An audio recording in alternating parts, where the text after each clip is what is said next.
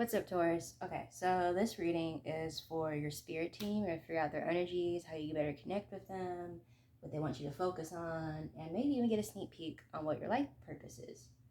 Okay, so I already pre-shuffled the deck, so we'll go ahead and get right into it.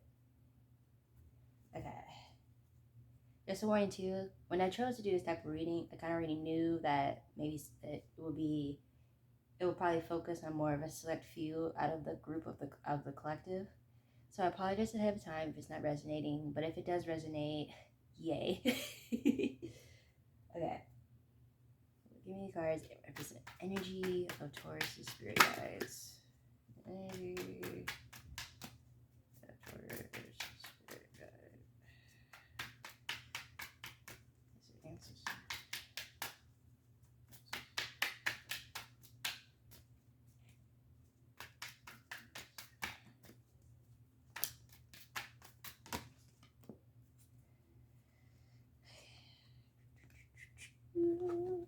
Okay, 10 of Cups, 7 of Wands, Page of Wands.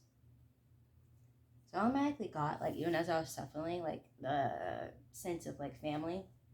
So I definitely, and then when the 10 of Cups came out, kind of confirmed it, and even more so with the 7 of Wands.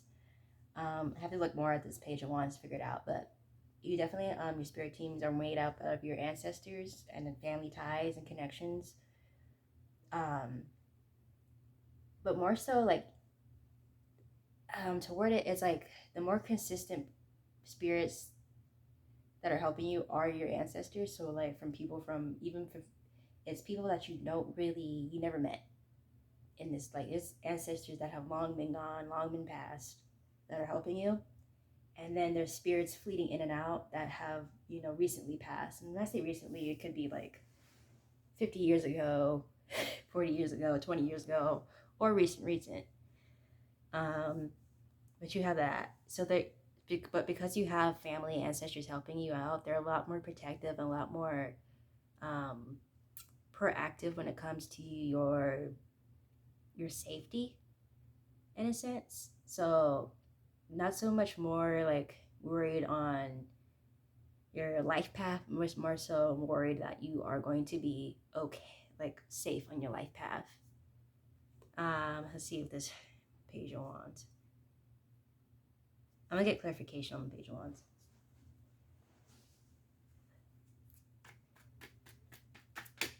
Oh, I flipped out. So the Strength card came out when I asked for clarification on the Page of Wands. Okay. Yeah. Okay.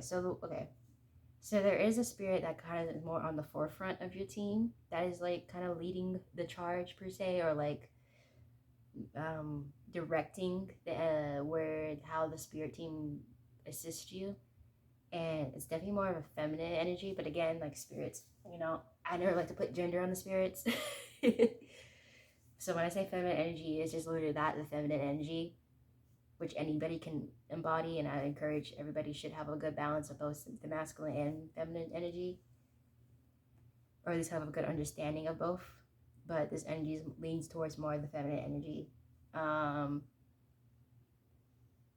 Very much more of like, I wouldn't say motherly, but there's almost like a like I guess it would be motherly too, because it's like the kind of like the elder sister vibe.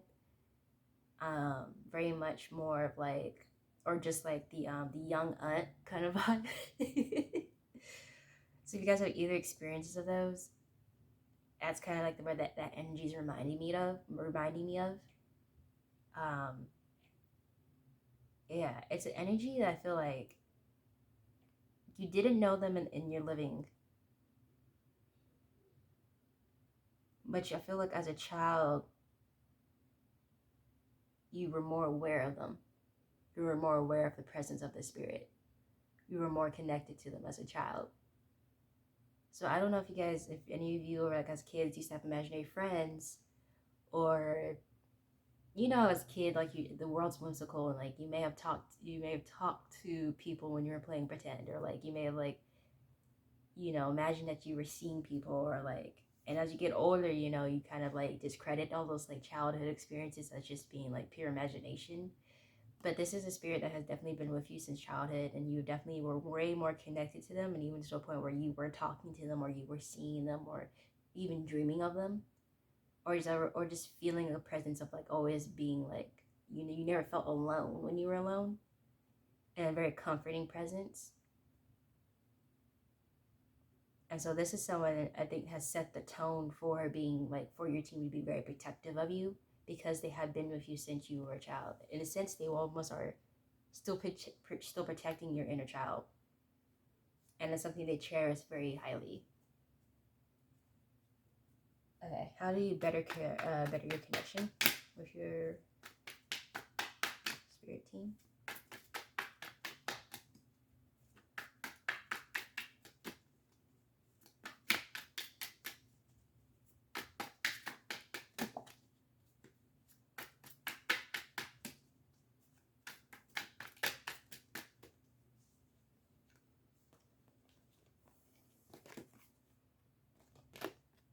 Huh. Okay. King of Pentacles, the Lovers, the Chariot, and the Page of Swords card. So how you would better strengthen your connection? Oh, okay, that makes more sense. Okay. So I don't know if you guys have like a trauma or a wound, or just like a bad leftover memory from a relationship that you either were in or currently are in. It's something to do with like a partner in the romantic sense, and it's something to do with pain involving that.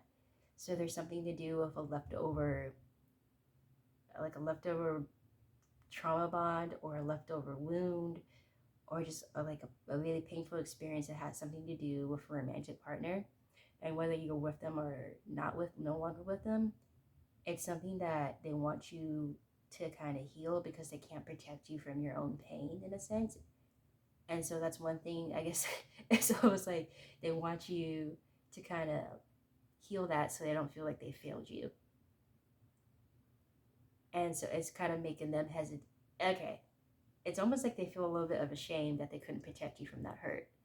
And so because they feel a bit of a shame, they have a little bit more reluctance communicating to you. So it's nothing really that you're doing you could do better to communicate with them. It's more of them wanting you to kind of heal that space of you, so it's easier for them to come back and communicate and feel a little bit more assured that they can protect you and help you.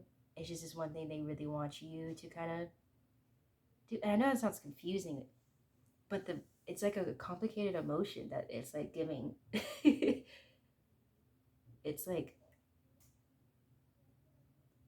yeah, they can't heal it for you, they can't fix it for you, and they're not blaming you for it. It's more of just like they're almost like begging, asking for you to to fix it and to heal from it, in order for them. It's like it almost sounds like a selfish request, but it's like it's more of them like they want to hold your hand through every experience, but they know they can't. And this is one of those experiences where you have to do it yourself, and they know that. They feel apologetic that you have to do it. In a sense, it's like that kind of guilt of like, oh, like I don't want you to have to learn this lesson, but you do, and we can't do anything more until you do. But it's almost like they're very sorry that you have to do it. But there definitely was, I don't know if like if there's a, it's just there was just very like a masculine energy that was toxic to you. When whether you're male or female, whether you're attracted to the male or female, or you're non-discriminate, there was definitely a person who leaned more towards their masculine energy and hurt you. And they kind of want you to focus on that hurt, and to address that hurt, and to figure out what it is you need to kind of move forward from that. To really take the time to reflect on that and do what you need to do. I'm gonna ask what you. Yeah, I'm gonna ask. Okay. Open course.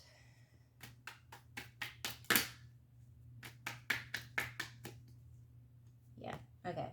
It is again more the Hermit card, which I couldn't really like. That's very much the best card to really go back to what I was saying about you having to kind of really reflect on that hurt and really look back into that hurt and kind of just meditate on what that hurt has done, how that hurt has made you feel, what hurt has kind of like what ramifications has that hurt caused in your life, and really look at that and really address it and really like figure out what it is you need, because everyone's different for what they need to do to move forward, and figure out what it is that you need personally to do for yourself to to heal and to take as much time as you need, because it's not a shameful thing that this experience has hurt you. It's not a shameful thing that you need time to heal from it. It's not, there's no shame involved in any of this. The person who hurt you, the shame lies on them. It's not anything to do with you. Okay, let's see if we can get a sneak peek at your life purpose, Taurus.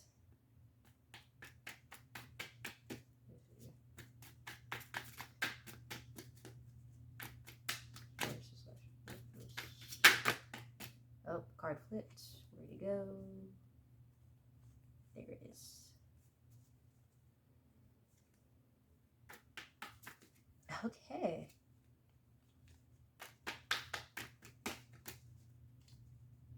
Okay, so this answer, it might piss some people off, and it might make other people feel kind of relieved. So bear with me. I personally like it, but I'm not a Taurus, so I can't speak for you. But what it's giving is that this current life that you're living is very much a life that you're meant to just to have experiences, and you're meant to have a lot of emotional experiences during this life. You don't so much have like a clear life purpose. Your life purpose pretty much is to do what makes you happy. It's almost like this life that you are living this currently is almost like it's like, okay, your past lives up to this life most likely have been filled with a lot of trauma or a lot of deeds that you had to sacrifice a lot of yourself in. And so in this life, it's almost like a karmic balance, or like a karmic payout of the deeds that you have done. Good deeds. Because sometimes when I say karma, some people get like automatically think negative, but karma is good and bad. So of all the karmic deeds you've done in a good way are kind of paying out in this life. And so it's almost anything that you really put your effort to, and you really put your mind to, and you really put your heart into, will have good outcomes. Will have positive outcomes for you. But the main focus in this life really for you is to have emotional experiences, to really put yourself out in life, and to really indulge yourself in it, because you have not had that chance in previous lives. In the previous lives, you always had been tied to responsibility. You always had a purpose with a greater good or in mind. You always had to, in a way, sacrifice your own happiness for the greater, bigger picture. So in this life, it's kind of like a free-for-all for you. It's kind of like whatever you choose to do it, and the path will be cleared for you, which goes back to where your spirit team is very protective over you. So anything that you choose to do, they will protect you. You will not experience too bad of a fall. And then if you do, that is just more to serve as a more of an emotional experience. Okay. Any messages your spirit guides need you to know, need Taurus to know?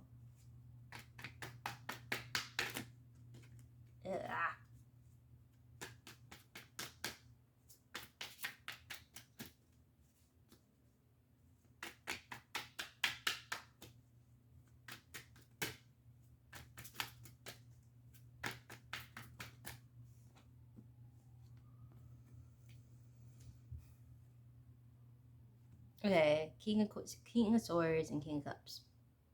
Okay, well, okay. One message is whoever was the cause of this hurt is definitely gonna get their karma, and it's definitely already being served their karma. They really want you to know that they are handling that issue on its own. You don't need to worry about that. You need to just worry about it on yourself and your healing, because they already have it handled for this person's karma. they're getting what is due to them. And they really just want you to focus on healing yourself and be manifesting into that true power that you do have, that true inner queen or inner king that you have inside of you. Um, yeah, just focus on, yeah, just really want to focus on your own emotional wealth, your own emotional health and wealth. But yeah, I hope this resonated. Hope you guys enjoyed. Next week I'll be doing a more reading focus on your career and finances. But yeah, leave comments down below. Tell me if you resonated. It helps me better connect your energy. Feel free to like and subscribe. I do personal readings. I'll be leaving the link down below. But yeah, I'll see you guys next week. Okay, bye.